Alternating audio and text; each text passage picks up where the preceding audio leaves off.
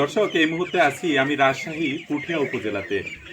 অনেক সোশ্যাল মিডিয়াতে দেখলাম আশরাফুল ভাই নাকি বিল থেকে নিয়ে এসে গোকরা সাপ, যেটা আমরা গ্রামের ভাষায় জানি গোমা সাপ, এই বিষধর সাপ পুষছে।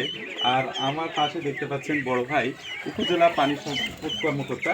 আসলে এই সাপ পোষা যায় কিনা, এই এভরিথিং সব কিছু ভাইয়ের কাছ থেকে আমরা একটু বিস্তারিত জানছি। ভাইকে আসলে সাপ পুষতে পারবে এই সম্পর্কে যদি আপনি কিছু বলতেন। সাপ হলো এর মেমোরি সেল খুব কম থাকে, এর জন্য বিজ্ঞানের ভাষায় বলি। ফলে সাপ কোনো কিছু মনে রাখতে পারে না। কোনো কিছু যদি পোষ মানে তার পিছনে কারণ যে তাকে আমি যে খাবার দিচ্ছি, তাকে আমি কেয়ার করছি, এটা সে মনে রাখে।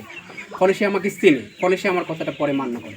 কিন্তু সাপ এমন একটা প্রাণী যাকে আমি খাবার দিলে সে কিছুক্ষণ পর ভুলে যাবে যে তাকে কে খাবার দিয়েছে। ফলে আমি যদি তার সামনে নতুন করে দাঁড়াই, খাবার দিয়ে আবার দাঁড়াই, তাহলে সে মনে করবে এটা নতুন মানুষ, এবং আমাকে সে একসময় সে তার জন্য রিস্ক মনে করে। যদি আমাকে তার জন্য রিস্ক মনে করে, তখন সে আমাকে এসে তার প্রোটেক্টিভ মেজার হিসেবে আমাকে সবল মারতে আসবে বা কামড় মারতে আসবে, যেটাকে বলি আমরা। এবং এর মাধ্যমে আমার শরীরে সে বিষ দিতে পারে। তার জন্য সাপ কোনোভাবেই পোষ মানে না, এবং এটাকে পালাও খুব এই জন্য রিস্ক।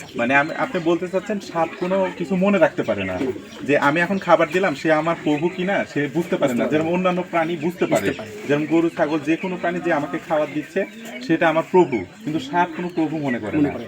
কিছুক্ষণ পর পর সে ভুলে যায়। এটাই আশরাফুল ভাই যেরকম বললো, আপনি কি সাপকে পুষ মানাতে পারছেন? এখনো অতটা না, আগে দৌড়াদৌড়ি করতো বেশি, এখন অতটা দৌড়াদৌড়ি করে না। এখন ইয়ে করলে একটু থামবে। আপনি কি ধরতে পারেন? হ্যাঁ, এখন ধরতে পারে। কিছু বলে না? না, ও অতটা ইয়ে করে না। করে না, প্রথম ফসফস করতে, এখন ওরকম ফসফস করে অনেকটা নর্মাল হয়েছে।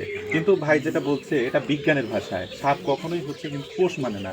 আপনি কেমন চাচ্ছেন? আপনি কি পোষ মানাবেন না এই ছেড়ে দিবেন? চিন্তা ভাবনা কি আপনার? প্রথম অবস্থার যে সময় আমি নিয়ে আসি, ওই সময় তো ধরেন আর অনেকখানি কত ছিল, কতটা তো দেখছেন মনে হয়। হ্যাঁ, ওই কতটা ছিল অনেকখানি। পরে আমি দিয়ে এসে অনেকে মারা জন্য চেষ্টা করতাম, মারতে দিইনি। কোথায় থেকে আপনি সাপটা ধরে নিয়ে এসেছেন? বট গাছের তলে ছিল, বট গাছ কাটে ফেলে দেওয়ার পরে ওই যারা গাছ কাটা লোক ওরে একটু করার ছিল, ওই করারটা যখন গাছ কাটতে ফেলেছিল তখন ওই জায়গাটা আঘাত লাগার পরে ওটা ধরেন ওরা ইয়ে করছে, করার পর অনেকে মারি ফেলা দেওয়ার জন্য মেলা লাঠি টাঙা নিয়ে গেছে, কিন্তু আমি কাকু মারতে দিই। আপনি এরকম সিদ্ধান্ত হলো কিভাবে যে আমি সাপ পুষ মানবো? এত প্রাণী থাকতে আপনি সাপের প্রতি কেন এমন হলো যে আমি সাপ পুষবো? সাপ পোষার উদ্দেশ্য, সাপ কখনো পুষ মানে না, এটা সায়েন্সে বলে। আপনি কি তারপরে সাপ পুষ মানাবেন না ছেড়ে দিবেন? আপনার চিন্তা কি বলেন? কিন্তু পরিকল্পনা এক রাখা আমার। আর আচ্ছা, আপনি সাপে তো কতদিন হলো পুষ মানে না? এটা প্রায় 2 মাস। 2 মাস। খাবার কি কি দেন আপনি? দুধ আর ডিম দিই। দুধ আর ডিম?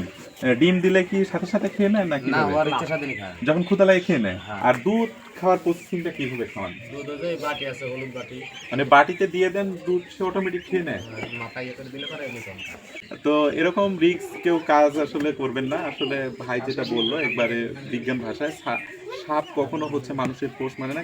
কারণ সে যখনই খাবার দিবে, খাবার সেই একটু পরে তাকে ভুলে যাবে। অন্য প্রাণী যেরকম প্রভু ভাবে, সাপ কখনো ভাবে না। এটা সাপের বৈশিষ্ট্য আর কি। তো এরকম কাজ কেউ করবে না। আমি আশরাফুল ভাইকেও আমার তরফ থেকে, ভাইও নিজে বললো যে মনে করি যে এটা ছেড়ে দেওয়াই ভালো। তো সবাই ভালো থাকবেন, সুস্থ থাকবেন। আর ভিডিওটা ভালো লাগলে অবশ্যই শেয়ার করে অন্যকে দেখার সুযোগ করে দিবেন। ধন্যবাদ।